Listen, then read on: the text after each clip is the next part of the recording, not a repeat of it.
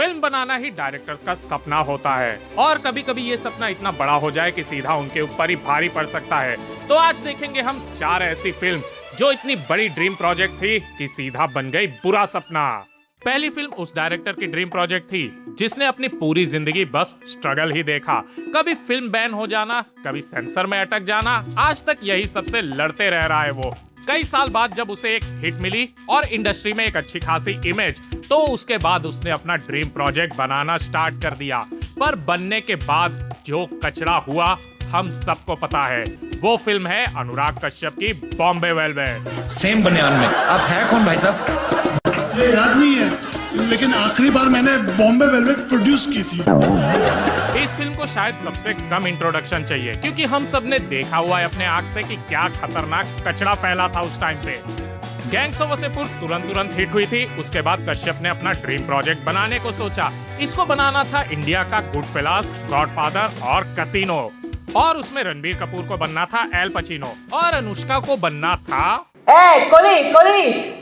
ये फिल्म की प्रॉब्लम तो फिल्म बनने से पहले ही स्टार्ट हो गई थी। फिल्म का बजट इतना ज्यादा जो कश्यप ने कभी हैंडल नहीं किया हुआ था। मैं गरीब आदमी साहब, इतने सारे रुपए एक साथ देकर घबरा गया।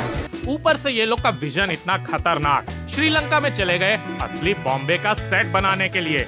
पीरियड एक्यूरेट दिखाना था तो उस वजह से कार, सेट, कॉस्ट्यूम, हर एक चीज उस टाइम के हिसाब से बना रहे थे ये लोग। एक चीज जो है, जब आप इतने बन सकते हैं, जब उसका बजट ज्यादा होता है, उसमें बहुत सारे लोग के अपने। और वसेपुर की ही तरह इसने हिस्ट्री और फिक्शन को थोड़ा थोड़ा मिक्स करने का सोचा और बॉम्बे किस तरीके से डेवलप हुआ है वो दिखाने का। पर इसने एक और गलती कर दी, मेन विलन ले लिया इसने करण जौहर को।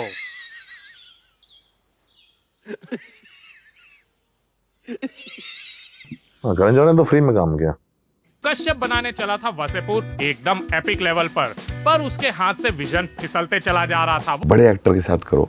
मेरे पास छोटा एक नया एक्टर था, उसका नाम था रणवीर सिंह। उसमें किसी का फेथ नहीं था। वो खुद नहीं संभाल पा रहा था, बजट इतना ओवर होते गया। तो कितनी गुना बढ़ गया बजट?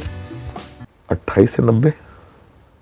28 करोड़ का बजट 90 करोड़ बन गया और वो हैंडल नहीं कर पाया। उसके बाद फिल्म सेंसर भी होती जा रही थी। जो इसका असली विजन था, हमको जो देखने मिला वो बहुत ज्यादा अलग था। It was the most censored film and I was on a back foot. मेरे हिसाब से बजट इतनी बड़ी प्रॉब्लम होती ही नहीं है क्योंकि कई सारे डायरेक्टर बड़े बजट पे अच्छा खासा काम कर ले रहे हैं। यहाँ तक कि शंकर के लेफ्ट हैंड को ही देख लो। कश्यप का ड्रीम प्रोजेक्ट उसके ही लिए नाइटमेयर बन गया और आज तक ये बेचारा उस बुरे सपने से उभर नहीं पा रहा है। जब भी बड़े बजट की फिल्म बनती है, कौन नई गाड़ी खरीदता है और कौन नया घर खरीदता है, आपको पता चल जाएगा क्या होता है। डाउनफॉल ऐसा हुआ, कभी उठ नहीं पाया। पर बंदे की एक बात माननी पड़ेगी, आके इसने सामने से अपनी गलती मान ली। बहुत जगह जहाँ मुझे मना करना चाहिए था या नो करना चाहिए था या स्टैंड लेना चाहिए था, मैंने नहीं लिया, तो गलती सिर्फ मेरी है। वरना तो खराब फिल्म बनाते हैं और उसके बाद ऑडियंस से लड़ जाते हैं। क्या रे, सेटिंग किया है? दूसरी फिल्म ऐसी ड्रीम प्रोजेक्ट है जिसका विजन समझने लायक शायद हम अभी तक मैच्योर हुए नहीं है। बहुत ही डेप्थ वाला कैरेक्टर, इतना टैलेंटेड एक्टर और ऊपर से जो विजन था। अगर ये फिल्म अच्छी तरीके से बन गई होती या शायद हम इसे उतना प्यार दे पाते तो आज सिनेमा वैसा नहीं होता जैसा हम झेल रहे हैं। इसके फ्लॉप होने का रीजन भी शायद हम ही हैं, जो कि है मॉर्बियस। It's Morbid time. ये फिल्म इससे ज्यादा सीरियस बात डिजर्व भी नहीं करती है। ना मेरे में हिम्मत है और ना शायद तुम लोग के अंदर सुनने की हिम्मत। तो फिर शुरू हो जाते हैं। तो ये फिल्म की स्टार्ट ऐसे हुई कि सोनी वालों को आधी रात को नींद नहीं आ रही थी। वो लोग सोच रहे थे कि ऐसा क्या करे कि ऑडियंस का भी यही हाल हो जाए। उन्होंने स्पाइडरमैन के सबसे लेजेंडरी विलन में से एक को चुना और एक्टर ऐसा जो मेथड एक्टिंग का 12, 13, 14 सब कुछ है, और इसको मिला के वो लोग ने सोचा अगला जोकर बना दे। पर फिल्म ऐसी बना दी है कि केआरके भी इसके आगे खुद को डायरेक्टर समझने लग जाएगा। कहानी नहीं यार, मजाक नहीं यार, तो कहानी प्रॉब्लम तो ये फिल्म के पैदा होने के ही टाइम आ गई थी। इतना गलत काम ये लोग ने किया। ये सोच रहे थे कि आजू बाजू यूनिवर्स चल रहा है, अपना स्पाइडरमैन का एक यूनिवर्स निकाल देते हैं, एक अच्छा खासा विलन लेड फिल्म बनाएंगे क्योंकि क्योंकि वेनम भी ठीक ठाक चल गई थी, पर उसके बाद जो भी चीज हो रहा था, हर चीज बस पैसे कमाने के लिए। इसलिए कितना ऊंच नीच का भेद है देखो, rich gets richer and poor gets poorer. ये चीज तभी होता है जब स्टूडियो के पास एक से एक कैरेक्टर हो, पर वो लोग कैरेक्टर को तो बिल्कुल नहीं समझते हैं और ऑडियंस को समझ लेते हैं चुप।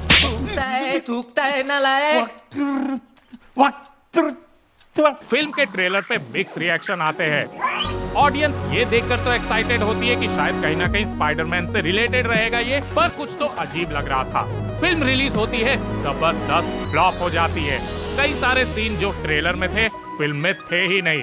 स्पाइडरमैन का नामो निशान नहीं था और ऑडियंस को धोखा महसूस होता है। फिर इस बार पहली बार ऑडियंस ने दिमाग लगाया। I got an idea.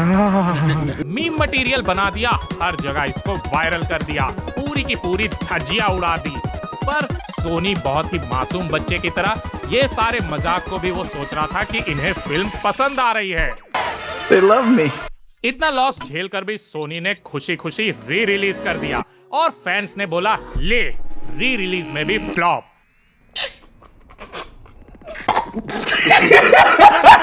शायद हिस्ट्री की ये पहली फिल्म होगी जो अपने लाइफ टाइम में 2 बार फ्लॉप हो गई। तो तीसरी फिल्म उस डायरेक्टर की ड्रीम प्रोजेक्ट है जिसने तो बस इन्फ्लुएंशियल फिल्म बनाने का ठेका लेके रख दिया है। एक से एक फिल्म उसने बनाई है जो हर इंडस्ट्री के टॉप डायरेक्टर्स की फेवरेट रहती है और अंदर ही अंदर हर कोई इसके जैसा फिल्म मेकर बनना चाहता है। पर इसने जब अपना ड्रीम प्रोजेक्ट बनाया तो शायद इसको छोड़कर और किसी को नहीं अच्छी लगी होगी। ये है मेगालोपोलिस। आपने अगर अपनी लाइफ में एक या आधी फिल्म भी देखी होगी तो मैं गारंटी से बोल सकता हूँ इस आदमी के फिल्म का इन्फ्लुएंस कहीं ना कहीं आपने देखा ही होगा।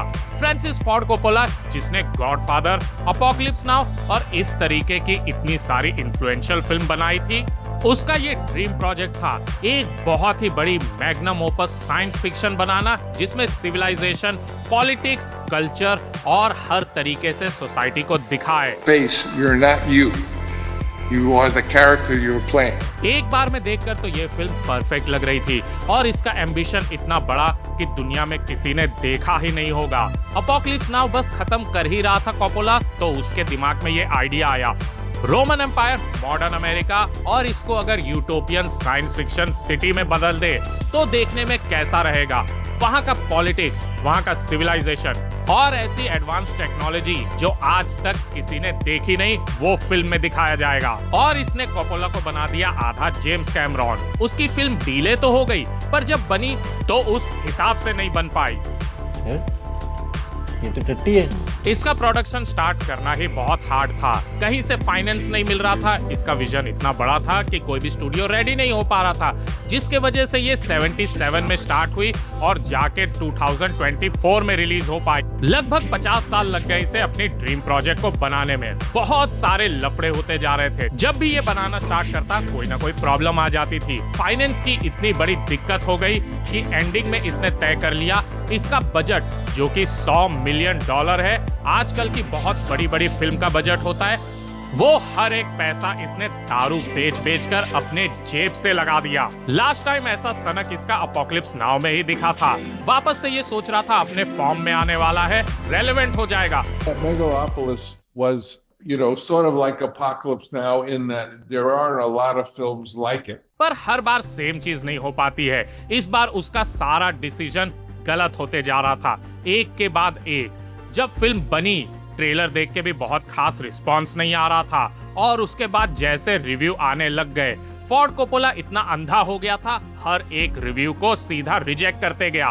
कहता था कि मेरी हर फिल्म के साथ यही हुआ है और वो क्लासिक बन गई है, ये भी क्लासिक बनेगी। And even with Megalopolis, one thing I hear is, wow, it was, I have to see it again. और बन गई क्लासिक, बर्बाद हुआ ड्रीम प्रोजेक्ट। ये ऐसी ड्रीम प्रोजेक्ट है जिसके बनने और बिगड़ने दोनों के पीछे कोपोला का ऑब्सेशन है।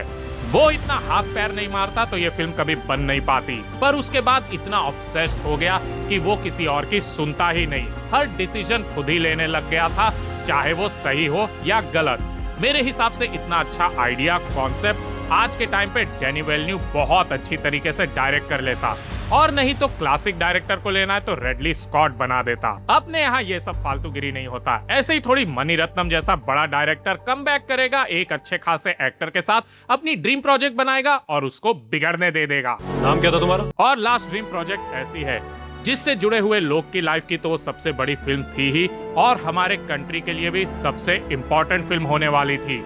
इतना बड़ा स्केल, एम्बिशन और डेडिकेशन इससे पहले किसी ने नहीं दिखाया था। फिल्म जितनी ही महंगी उतनी ही ज्यादा डिटेल्ड होने वाली थी, और ये इंटरनेशनल लेवल पे ला देती पूरे के पूरे इंडियन सिनेमा को। पर एक ही चीज है कि ये कभी बन नहीं पाई। कमल हसन की मरुदनायगम। आज के टाइम जब इंडियन फिल्म्स के लिए अच्छा खासा बाहर मार्केट बन गया है तो कई सारे लोग पैन वर्ल्ड फिल्म के लिए ट्राई कर रहे हैं। पर अगर 97 का टाइम सोचो, जब इंडियन फिल्म्स उस लेवल पे इंडिया में ही नहीं रिलीज होती थी, एक बंदे ने सोच लिया कि एक पैन वर्ल्ड फिल्म बनाएगा, अलग अलग कंट्री की इंडस्ट्री को साथ लेकर। बजट, विजन, किसी चीज में कॉम्प्रोमाइज नहीं करना है। कमल हसन खुद ही प्रोड्यूस, डायरेक्ट और एक्ट कर रहा था मरुदनायगम में, जो कि मरुदनायगम फ्रीडम फाइटर के लाइफ पे बेस्ड थी। और इसका विजन ऐसे वैसे ही नहीं था, बड़े बड़े एपिक सेट बनने वाले थे और कई सारे वॉर सीन होते, बहुत ही खतरनाक रियल बैटल होने वाले थे, कई हजार एक्स्ट्रास को भी बुलाया गया था, lead actress Kate Winslet, international composer, और ऊपर से लॉन्च में आई थी क्वीन एलिजाबेथ 2। बजट ऐसा खतरनाक जो कि 80 करोड़, आज के टाइम पे 500,000 करोड़ का समझ सकते हो। फाइनेंस करने के लिए 3 कंट्री को साथ में आना पड़ा। फ्रेंच, ब्रिटिश, इंडियन प्रोडक्शन हो रही थी। यहाँ तक तो हर चीज बहुत स्मूथ लग रहा था। शूटिंग भी स्टार्ट हो गई, पर उसके बाद क्या होता है? India conducted 3 underground nuclear test in the Pokhran range. Pokhran 2 nuclear test हुआ और उसके बाद जियोपॉलिटिकल टेंशन बढ़ने लग गया। ब्रिटिश फाइनेंसर्स पीछे हट गए। यही था सबसे बड़ा झटका, जिसके वजह से ये फिल्म रुक गई और फिर कभी पूरी बन ही नहीं पाई। ऐसी कई सारी एम्बिशियस ड्रीम प्रोजेक्ट है जो कभी भी स्टार्ट ही नहीं हो पाई, बनने से पहले ही खत्म हो गई। उनमें और इसमें एक ही फर्क है कि ये स्टार्ट हो गई थी, प्रोडक्शन भी स्टार्ट हो गया। YouTube पे देखोगे तो एक ट्रेलर घूम रहा है। उसके बाद कमल हसन ने बहुत ज्यादा ट्राई किया कि कैसे इस प्रोजेक्ट को रिवाइव कर पाए, पर वो कभी हुआ नहीं, और विजन से उसने कॉम्प्रोमाइज भी नहीं किया कि छोटे बजट पे इसे बना दे। मुझे लगता है कि अब इसे छोड़ देना चाहिए, क्योंकि आज के टाइम किसी डायरेक्टर में वो डेडिकेशन या विजन नहीं है जो इस फिल्म को ओरिजिनल लेवल पर ला पाएगा। VFX CGI के नीचे दब के ये छोटी हो जाएगी। If Loki directs Marudanayagam, I won't. you won't. I won't. Why is it? Kamal Haasan के लिए ये कोई बड़ी बात नहीं है। उसके पास तो एक डेडिकेटेड विकिपीडिया पेज है सारे कैंसल्ड प्रोजेक्ट का, और हमारे पास है इंडियन फिल्म इंडस्ट्री का सबसे बड़ा व्हाट इफ। ये मृगम उल्ले கடவுள் விளங்க முடியா कविதை நான்। ड्रीम प्रोजेक्ट आने के बाद जो भी उसका हाल हो वो अलग चीज है, पर क्या उसे बनाने के लिए अंदर सनक, डेडिकेशन वो रखना भी गलत बात है। और मैं जानता हूं मेरे हर एक दुखी भाई के अंदर कोई ना कोई ड्रीम प्रोजेक्ट होगा, तो बन जाओ सन की और ला दो उसे सिल्वर स्क्रीन पे।